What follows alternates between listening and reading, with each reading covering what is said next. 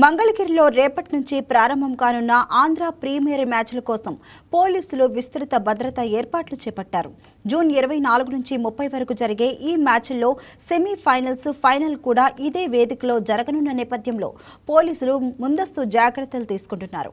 APL మ్యాచ్లకు భారీగా ప్రేక్షకులు తరలివచ్చే అవకాశం ఉండటంతో ట్రాఫిక్ నియంత్రణ నుంచి స్టేడియం భద్రత వరకు ప్రతి అంశంపై ప్రత్యేక దృష్టి పెట్టినట్లు గుంటూరు జిల్లా ఎస్పీ వకుల్ జిందాల్ తెలిపారు. స్టేడియం పరిసరాల్లో ప్రత్యేక పోలీస్ బందోబస్తు ఏర్పాటు చేయడంతో పాటు పార్కింగ్ ప్రవేశ ద్వారాలు, ప్రేక్షకులు కూర్చునే ప్రాంతాల్లో సీసీ కెమెరాల పర్యవేక్షణ పెంచినట్లు చెప్పారు.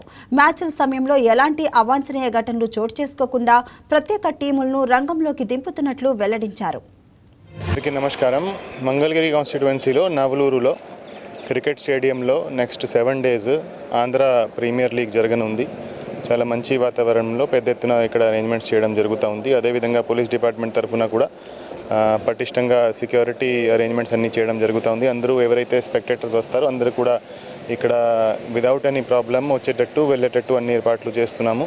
ఆల్మోస్ట్ 10,000 నుంచి 15,000 స్పెక్టేటర్స్ ఇక్కడ వచ్చే అవకాశం ఉంది.